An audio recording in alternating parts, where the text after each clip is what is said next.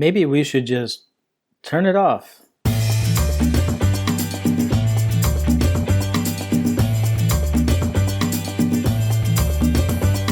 Welcome to Better Humanhood, where we build a better world by building better people. We have to live on the planet, and we have to live with other people.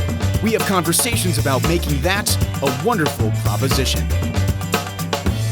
Hey, welcome back to Better Humanhood. Hope you're having a wonderful day, a wonderful week, wonderful hour, wonderful moment. And an interesting week. This is not the conversation I thought I was going to have, and I even recorded one previously, and it got outdated pretty quickly. I am recording Tuesday, February 4th, 2020, about 10 a.m. Eastern. You are hearing this on Thursday, February 6th, 2020, or after. Here's what I don't know yet. I don't know how long the acquittal process in the impeachment hearings was. I don't know what the vote count was. I don't know if Doug Jones voted to acquit.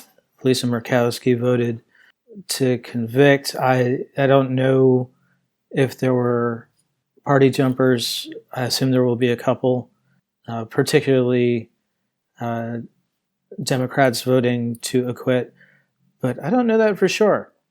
Here's what else I don't know. I don't know who won in Iowa, the Democratic caucuses.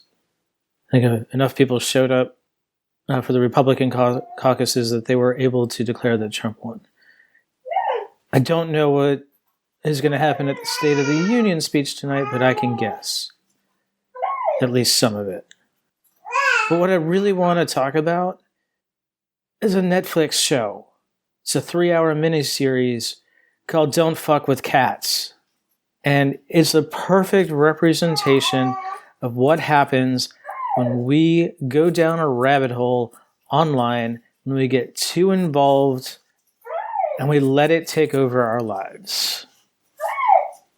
And the best part is not just that it's a true story, but that the people involved realize that's what happened. They got too involved and they stayed too involved. And they didn't think about the real life implications until those implications were on top of them. Now, I'm not going to give too much away here in terms of spoilers. I will give you one name, Luca Magnotta, and you can Google that if you want. Okay? And that'll give you the whole story because it's a true story. But it doesn't give you the behind the scenes of how a bunch of people online went way, way down a rabbit hole to take care of what they thought was a bad actor. All right. Yeah, as I'm speaking, over the last couple of days, Rush Limbaugh has said he has throat cancer. Now, I don't agree with much of what Rush says. I don't like the mean-spirited way in which he says much of it. But I've seen cancer, and fuck cancer. Nobody fucking deserves cancer. I don't have to like you to make you, we don't have to agree on everything or on anything even to care about humanity. Everybody's got humanity in them, even if we disagree with their sentiments. And obviously, we talked about this a couple of weeks ago in the Chuck Bonnewell episode. Sometimes people say stupid shit. I don't even think Rush says a lot of what comes out as stupid shit. I think we just disagree on a lot of things. It's totally okay. Got me thinking a little about Charlottesville.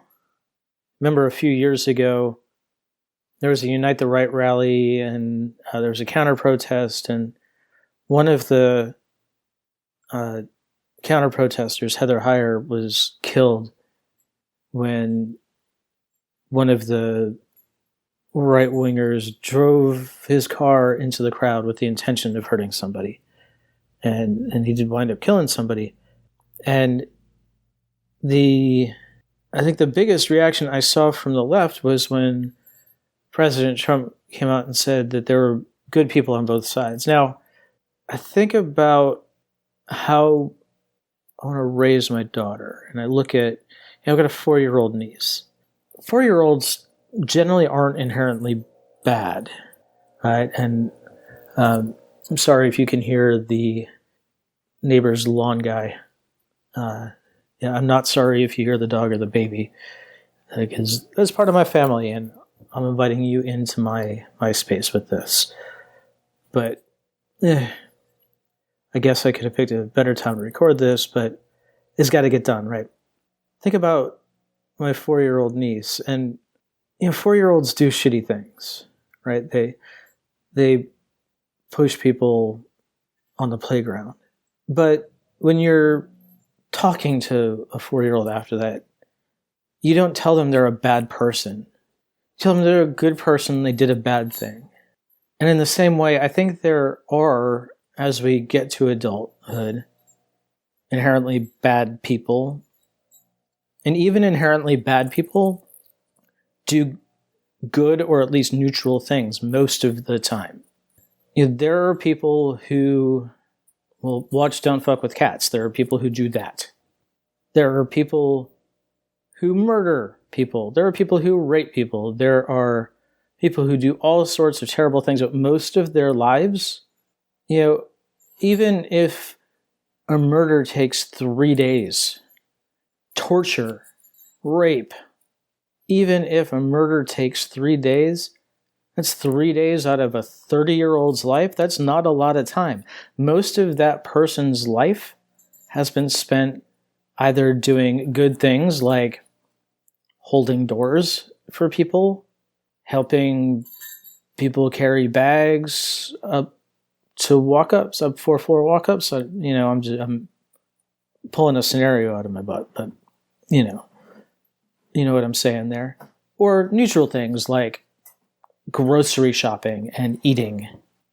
Even bad people who are inherently bad, there is not much to redeem them. They spend most of their lives doing good or neutral things. So think about that before you're making enemies with good people who simply disagree with you. Before you go too far down that rabbit hole and get your blood pressure too high up and get lost in somebody else's world. Be part of your world. If it means you gotta turn it off, turn it the fuck off. Be who you are. Be who you will to be. And we will see you next time. Thank you for listening. Get show notes and more at betterhumanhood.com.